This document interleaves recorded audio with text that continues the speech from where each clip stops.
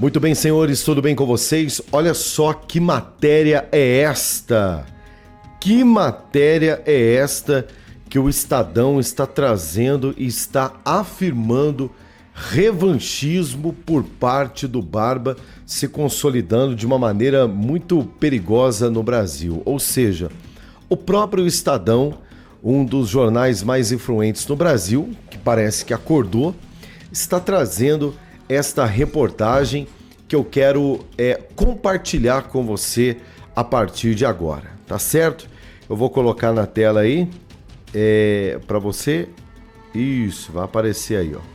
Estadão afirma que revanchismo se consolida como política do governo do Barba.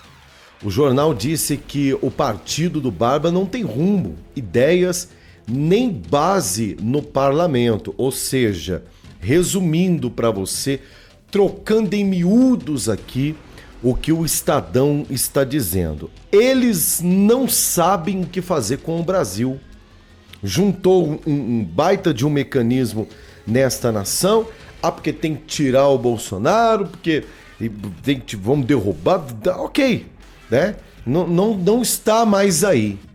E até agora, vejam só vocês, até os jornalistas da Globo News estão dizendo que o Barba virou um baita de um palanqueiro, né? Alguém que só fica no palanque e que não trabalha para esta nação.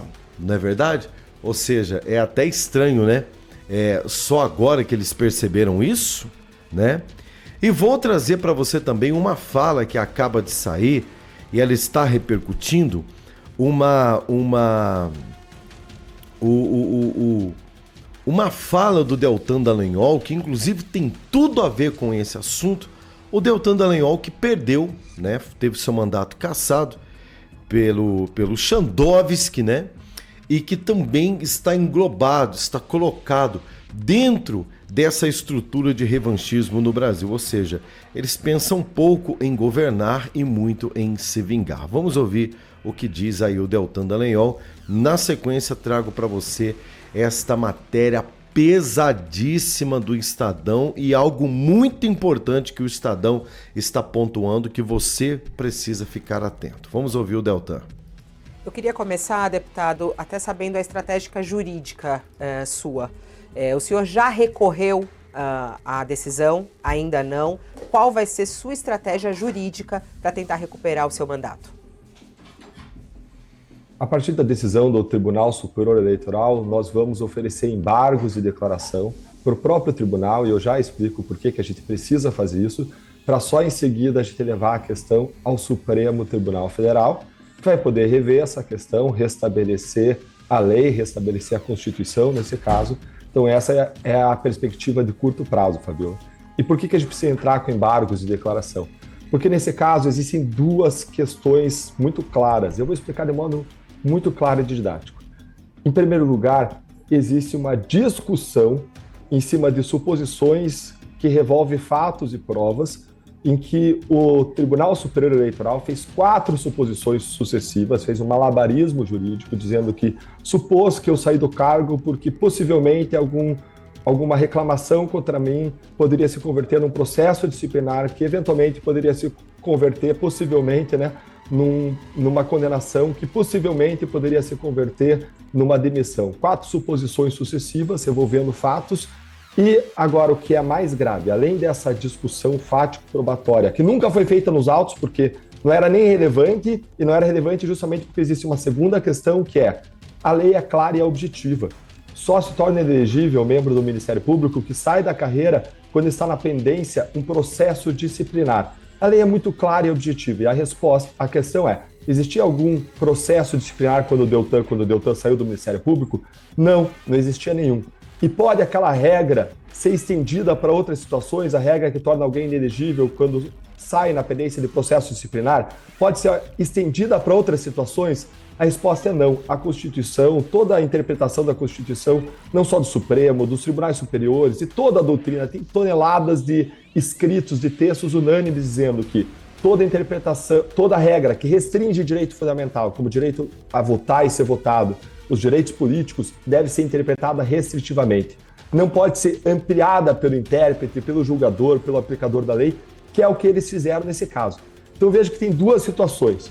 Uma situação de lei, de interpretação de lei da Constituição, a regra não me atingia, e porque a regra não me atingia, a gente nunca discutiu aquelas reclamações que tinham lá contra mim, e aí eles usaram suposições, discussões em cima daquelas reclamações para supor fazer exercício de futurologia, de adivinhação sobre pensamentos. Olha só, você gostaria de portas abertas para você neste ano que está passando tão rápido, né? E até agora, veja bem, até agora você não fez nada para mudar isso. É por isso que eu quero convidar você a trabalhar comigo e ganhar entre 2 e 10 mil reais por mês. Que tal? Rodrigo, dá para ganhar mais? Na verdade, ganha menos? Então, tem um link aqui na descrição que se chama Meu Novo Trabalho. É isso mesmo, Meu Novo Trabalho. É um link que está aqui na descrição que vai direcionar você para uma página onde vai rolar uma explicação rápida. Vai rolar um videozinho mostrando para você na prática, inclusive com depoimentos de muitos brasileiros que tiveram a sua vida transformada, depois de um clique. Uma ideia já pronta, concebida, que parece difícil, mas que na verdade não é. Por quê? Porque lamentavelmente hoje a cultura do brasileiro de compartilhar o que é bom, infelizmente, ela não é praticada. E nós estamos aqui, acredite, para compartilhar com você a oportunidade para você trabalhar de casa, no intervalo do seu trabalho, no intervalo da faculdade, não importa. Rodrigo, já sou aposentado, não tenho mais idade para isso. Para com isso, não deixa ninguém colocar isso na sua cabeça, não. Se você tem a vontade de ajudar os seus filhos, ajudar os seus netos, a aposentadoria tá pouca, o link aqui na descrição. Se você está começando uma vida ou se você percebe que você não consegue, já tem uma vida, mas não consegue conquistar as coisas por conta da sensação de uma CLT, o tal do emprego registrado, carteirinha assinada, que dá uma sensação de segurança, mas que não é bem assim. A CLT costuma colocar um teto na sua cabeça que te impede de crescer. Eu estou chamando você para começar algo novo. O link está aqui na descrição, Meu Novo Trabalho. Clica lá, você será levado a uma página onde vamos explicar para você a sua oportunidade, aquela que vai mudar a sua vida. Mas assista até o final, é muito importante, tá? Porque muitas pessoas não têm paciência de ouvir o que nós temos para falar e acabam perdendo esta grande oportunidade. Corre lá, link na descrição, não perca mais tempo, eu quero ajudar você. Gente, e o Estadão que de maneira inacreditável, vou repetir para você, o Estadão de maneira inacreditável está trazendo à tona verdades que parte do consórcio de veículos de imprensa do Brasil já chegaram à conclusão. Olha só na capa, Estadão está afirmando revanchismo, dizendo que esse revanchismo está se consolidando como prática política do governo do Barba. E diz mais, o poderoso Jornal do Estado de São Paulo, na edição que abriu esta semana, está dizendo que cada vez mais o governo tem provado que não tem ideias práticas, não faz a mínima ideia de como dar um novo rumo para este país. Que novo rumo? Um rumo melhor do que a política econômica, por exemplo, de Paulo Guedes. Um rumo melhor do que a política da Tereza Cristina no agronegócio.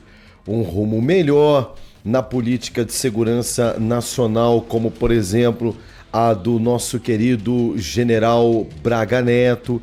Tá tudo truncado, tá tudo amarrado. Inclusive agora começaram a se degladiar entre eles. O Barba tá muito invocado, por exemplo, com a Janja, que tá querendo cargo para meio mundo dentro do Palácio do Planalto, inclusive para ela. Ele ficou preocupado porque isso pode categorizar nepotismo, ou seja, a esposa do cara não ajuda.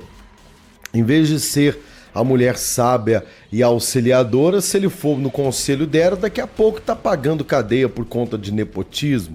Não é verdade? O Brasil troca o grande Braga Neto pelo Flávio Dinossauro, o homem que está governando a punho de ferro. E há inclusive informações de bastidores de que a CPI do dia 8 de janeiro pode derrubar o G. Dias, colocar o Dinossauro em cana, derrubar o Barba. Há quem diga que há uma pressão da cúpula do PT para o Dino se afastar. E ele falou que se ele cair, ele leva todo mundo. Ou seja, a coisa tá feia nos bastidores aí, né? Nós temos o Jaiminho Haddad, o pior prefeito que São Paulo já teve, segundo pesquisa da população da própria cidade de São Paulo, que considerou o Jaiminho o pior prefeito da história, né? E como que se não bastasse, sendo aí o pior prefeito da história, o Barba teve a coragem de pegar esse camarada e colocar como ministro da economia do Brasil. E como comparar um cara desse com Paulo Guedes, gente? Pelo amor de Deus. Então assim, o homem tá perdido. O homem tá sendo chamado, por exemplo, pelos americanos de aliado da Rússia, enquanto os países democráticos do mundo estão completamente na contramão, estão apoiando o Zelensky em relação à Ucrânia. Ou seja, o homem tá dando varada na água para tudo quanto é lado.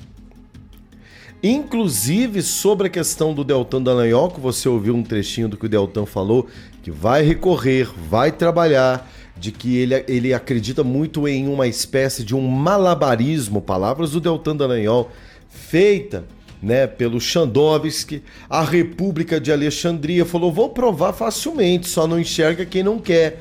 E você percebe no pessoal do consórcio que estava entrevistando ele, pessoal do UOL, todo mundo com cara de paisagem, né?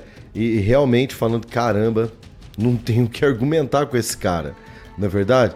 Então assim, o poderoso estado de São Paulo dizendo que essa política de revanchismo mostra que o Barba, que a Petelândia não tem projeto para o Brasil. E o que isso significa, querido brasileiro? Significa que nós vamos pagar o pato. Não é aquela história de ficar mandando os caras, não adianta. Nós vamos pagar o pato, não é? O pouquinho do que está sendo reverberado nesta nação hoje, dessa queda que teve aí no combustível, queda muito pequenininha na questão do botijão de gás, não é verdade? O desemprego que não está estourado, mas já começou a querer subir, mas não estourou ainda. O pouquinho do benefício que o Brasil está vivendo neste período é efeito colateral de uma administração extraordinária, de um presidente que esse país nunca teve, né? Que muitos sentirão saudade, um homem que ao invés de trabalhar enfiando imposto em cima do cidadão brasileiro, cortou gastos, diminuiu os ministérios, enxugou a máquina pública, governou com responsabilidade, não roubando, não deixando roubar, não barganhou o Brasil. E olha que pegou o Brasil da era lulopetismo, 14 para quase 15 anos, né? 14 anos e meio dessa cambada, governou 4 anos, legalzinho. Agora que o país tinha tudo para decolar, né? Nós já estamos vendo aí a coisa degringolando. Eu vou falar para você, repito, só não piorou porque ele pegou um país arrumado. Você tem duas sortes que esse cara deu. Esse cara deu sorte de pegar um país levemente organizado na época do Fernando Henrique Cardoso e depois pega do Barba, né? Esse cara sempre teve tudo para ser o melhor presidente que esse país já teve, de fato, não de fábula. Não de ficar contando uma história que nunca existiu, como a turma do sistema gosta de fazer, de ficar pegando o porquinho no chiqueiro, dá um banho nele, coloca uma gravatinha, enfeita, pinta de rosa, mas o porquinho é o seguinte, a característica do porquinho é assim que a madame vira as costas, ele volta para a poça de lamas. E é o que já está começando a acontecer. E é o que tudo indica está acontecendo muito mais rápido do que todo mundo imaginava. Por isso, esse desespero, esse desencanto, por exemplo, da turma da Globo News, né? Como o próprio Camarote, o jornalista, que disse: cadê o Mandela, que se revelaria para o Brasil do Lula? E nós estamos vendo agora um baita de um palanqueiro brigando com todo mundo. Agora que você viu isso, Camarote, né? Em que mundo que você estava? De que planeta você veio, meu querido? Não é verdade? É assim. Olha, dê o seu like, comenta, compartilha. É extremamente importante. Nós voltamos daqui a pouquinho com muito mais para você. Joia?